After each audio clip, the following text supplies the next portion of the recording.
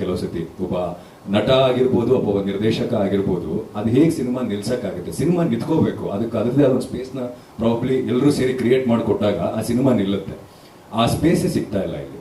Probably ಅದು 10, 12, 15 cinema release ಆಗ್ತಿರೋದಕ್ಕಾಗಿರ್ಬೋದು, ಅಥವಾ ನಮಗೆ ಸಿಗ್ತಾ ಇರುವಂಥ ಸ್ಕ್ರೀನ್ಸ್ ನಂಬರ್ಸ್ಗಳಾಗಿರ್ಬೋದು, ಪ್ರಾಬ್ಲಿ ಇದೆಲ್ಲವೂ ಕಾರಣ ಆಗ್ತಾ ಇದೆ. ಸೊ ಸ್ಪೇಸ್ ಸಿಗ್ತಾ ಇಲ್ಲ ನಮ್ಗೆ ಯಾವುದೇ ಒಳ್ಳೆ ಸಿನಿಮಾ ಬಂದು ಅಲ್ಲಿ ನಿಂತ್ಕೊಳ್ಳೋದಕ್ಕೆ. ಆ್ಯಂಡ್ ಬಹಳ ನೋವಾಗೋದೇನು ಅಂತಂದ್ರೆ, ಬೇರೆ ಬೇರೆ ಭಾಷೆ ಸಿನಿಮಾಗಳ ಇದನ್ನು ನೋಡ್ತಾ ಇದ್ದೀನಿ, ಯಾಕಂದ್ರೆ ಬೇರೆ ಬೇರೆ ಇಂಡಸ್ಟ್ರಿಯಲ್ಲಿ ಕೆಲಸ ಮಾಡ್ತಾ ಇದ್ದೀನಿ. ಸೊ ಅಲ್ಲಿ ಸಿನಿಮಾ ಪ್ರಮೋಷನ್ಸ್ ಹೇಗಾಗುತ್ತೆ, ಅಲ್ಲಿನ ಸಿನಿಮಾಗಳು ಹೇಗೆ ನಡೆಯುತ್ತೆ ಅಂತ ನೋಡ್ತಾ ಇದ್ದೀನಿ. ಆ್ಯಂಡ್ ನಮ್ಮ ಸಿನಿಮಾಗಳು ಹೇಗಾಗ್ತಿದ್ದಾವೆ ಅನ್ನೋದನ್ನು ನೋಡ್ತಾ ಇದ್ದೀನಿ.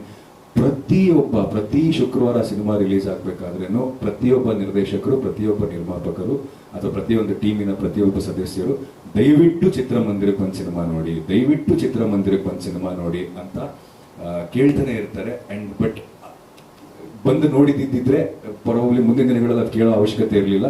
ಬಟ್ 2-3 ವರ್ಷಗಳಿಂದ ಕೇಳ್ತಾನೆ ಇದ್ದಾರೆ ಜನ, ಬಂದು ಥಿಯೇಟ್ರಿಗೆ ಬಂದು ಸಿನಿಮಾ ನೋಡಿ, ಥಿಯೇಟ್ರಿಗೆ ಬಂದು ಸಿನಿಮಾ ನೋಡಿ ಅಂತ ಪ್ರತಿ ಟೈಮು.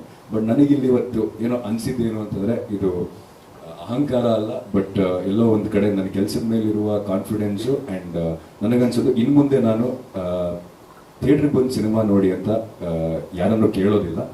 ಥಿಯೇಟ್ರಲ್ಲೇ ಬಂದು ನೋಡುವಂಥ ಸಿನಿಮಾನ ಮಾಡೋ ಕಡೆ ಜಾಸ್ತಿ ಗಮನ ಕೊಡ್ತೀನಿ.